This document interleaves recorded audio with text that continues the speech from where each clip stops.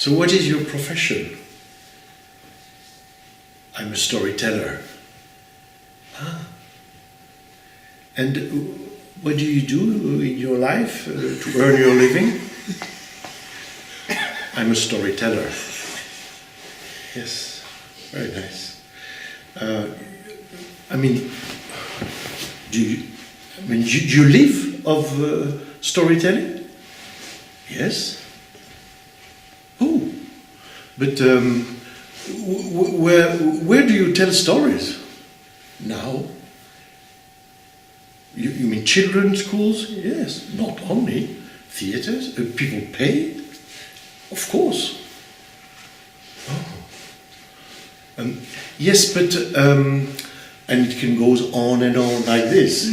The majority of people never met a real storyteller. They know a storyteller as someone who writes books, or someone who told stories in ancient times, or a filmmaker, or a songwriter, but never a real storyteller. So they get really surprised by the fact that we exist, we are living from it, and we are not in extinction, like Walter Benjamin said we were. So that's it. I think that many people are storytellers. We all are storytellers. We all live our own stories, and we tell our stories to each other at the bar, or when my son comes home from his school, he tells a story. So we all are storytellers, but there are levels in it, and I think the art of being a storyteller demands some technique.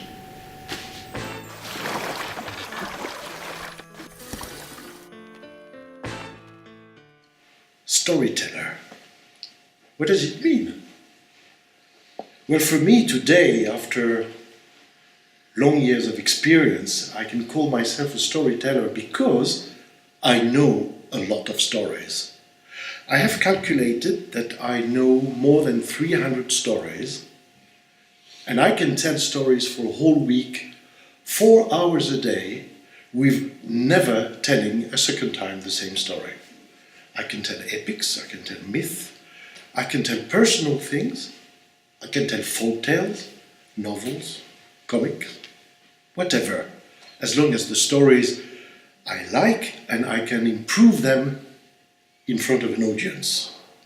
I think there are a lot of stories. You have myths and legends, and you have personal stories and fables, and it's a whole world that opened up for me when I discovered storytelling 10 years ago, and I'm still exploring this big world, and I think that a storyteller knows a bit more about traditional stories than my son, for example.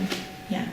And when he brings those stories to life, he touches something of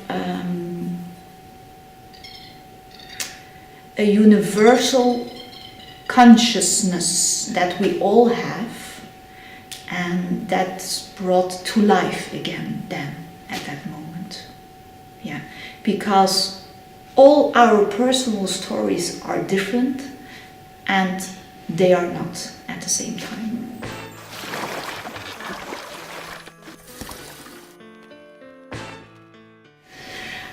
He doesn't play a role. Sometimes he's jumping into a character, but that's maybe for 30 seconds, but he always comes back to himself as a storyteller. So he's not acting a play. I have been playing a role. I have been playing a role for a long time because I was searching what was specific in the storytelling art and what it means to be a storyteller. And I played the role of what I imagined was a storyteller for a very long time, until little by experience, it disappeared. And now, at the very moment of now, I can stand up. I'm going on the stage and I will tell you an epic story for an hour and a half. So the path from myself to myself is not a role anymore. It's not a separation.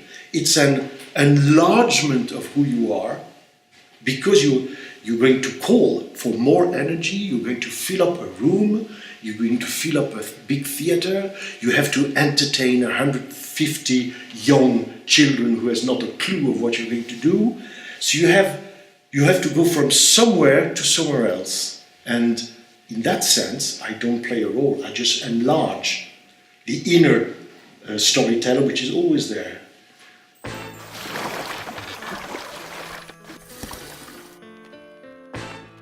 Storyteller, for me, is someone who tells a story to a public in a very direct way.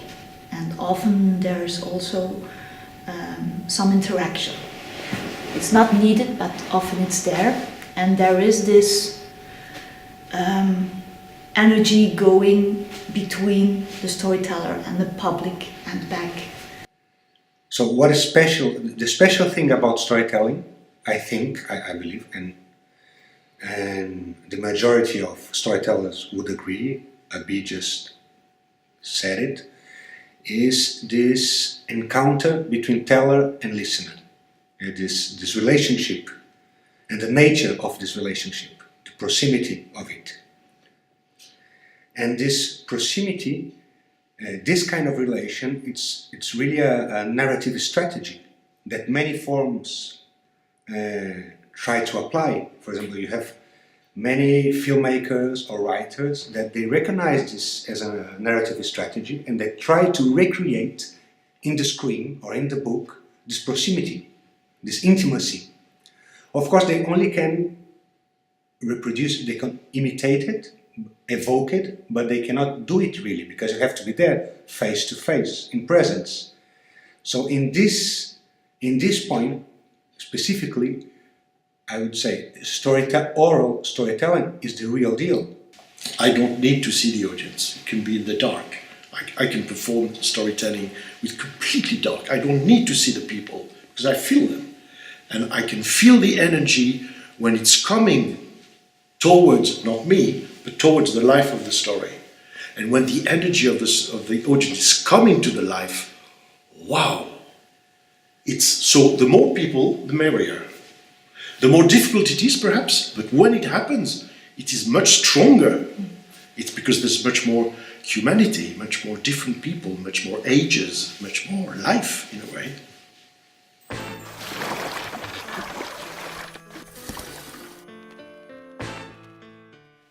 Very often people wonder, but what you're doing is fixed. And I say, no. There are fixed moments in it, but it's also improvised. And the better association is this score as a jazz musician. The structure, the patterns, the theme, the melodies that you put inside the story that are always the same, but from them you reach inspiration, things that happens on the spot. There's always a door opening or a telephone ringing or someone looking at you strangely, and you always have a way to include that and to create this moment of here and now. I'm not representing something, I'm not trying to get you somewhere else than deeper in yourself, as I try to go deeper in myself. And that's this energy that goes back from me and you towards you that creates this magnet of being together. And very often, when people come and listen to you several times, they can be very surprised how free you are from your own text and your own behavior, even your own gesture. Because when they see it the first time, they think it's all organized. First of all, I think I have to say that I like languages very much. I'm not referring to foreign language. I like language very much. And when I listen to a storyteller, I see the creative process in the language construction and in the phrases and everything that's there. And when I compare it of course, you also have that. You also have language in acting. When I look at a drama piece, then you see very nice language as well. Usually the drama piece is well written when it's a good piece, but you one way or another you see that it is construction that is a construction from the past, while in storytelling you have on the spot creative construction of the language, and I like that very much. I mean, it's like talking to people. It's like phrasing, and sometimes it's not good, but anyway, it's on the spot and it is creative, and I really like that.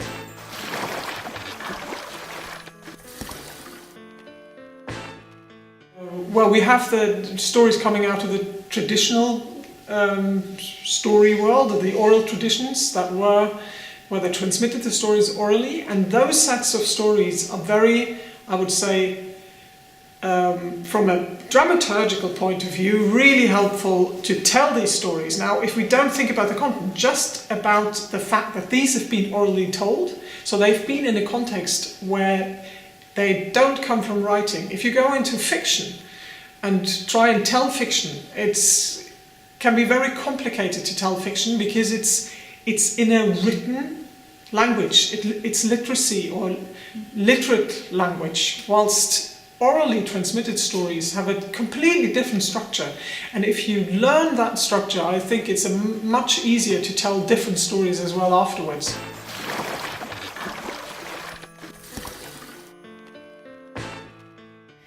The story is not brought to life on a stage, but it's brought to life in the imagination of himself and the public.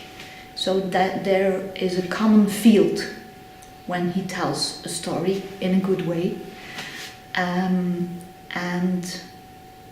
the magical thing is that the story is in this field, and everyone in the public will see this story in a different way in his own imagination. So for me, that's a big difference with acting on stage. Then everyone in the audience has more or less the same perception of what's going on in the story. The other element, of course, is imagination, and it's the images that you have. When there is a story, when there is a story, of course, it creates a film in your head, and that's also very special to me. And I also hear the theory that you have your own film and that's a different film from your neighbor. But anyway, you have the story in you. Everything happens here. If there is in a drama piece, everything's happening on scene, and that's at a distance.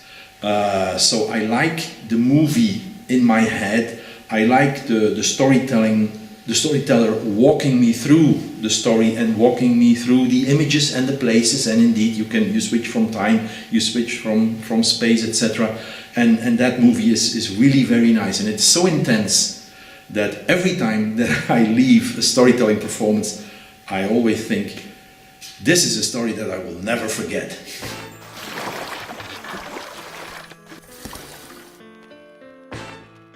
So if you take a room and it's empty, and you fill one half with an audience, and you put a person in the other half. And this one person tells a story to that audience that sits in the room. That's a third element. So you have a teller, you have a story, and you have an audience.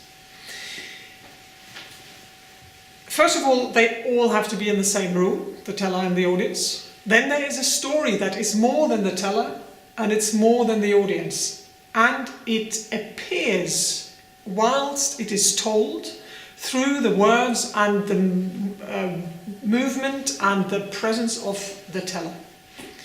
So whilst they are together, sharing the space, sharing the moment, something evolves in the space that's bigger than all of them, really. And when the storyteller tells the story, he will use different means of telling the story. He will use language, voice, words, body, mimic, gestures. He will use the space. He will be closer to the audience or further away from the audience. He will have a direct dialogue with the audience maybe. He will maybe step out of the story and comment on the story. And so something comes into existence in that moment that is not there, that hasn't been there before, and that is not a tangible thing. It's an intangible thing. It is something. It's a whole world that comes into existence without being visibly on stage, except it will be embodied by the storyteller. I met my first storyteller a few years ago, and she dragged me along to this very nice festival, and I went there and I had no expectations at all. And the first story I heard, I sat in the seat and I didn't even speak the language. The story was told in very well, so I was, oh wow, what is this going to be like? And I was amazed. I could not. It was like she touched me with her language, but she created these images even if I couldn't really understand what she was saying. The body language and the way she spoke, her tone of voice, the melody she made with the story kind of sucked me in, and I created my own story with that. Afterwards, when we talked about it, it seemed that it was the right story I had to come up with, so that was good to know, and that amazed me. That was like such a strange experience. So I do not understand you, but still you could communicate to me, and I could feel the whole room doing the same thing, like and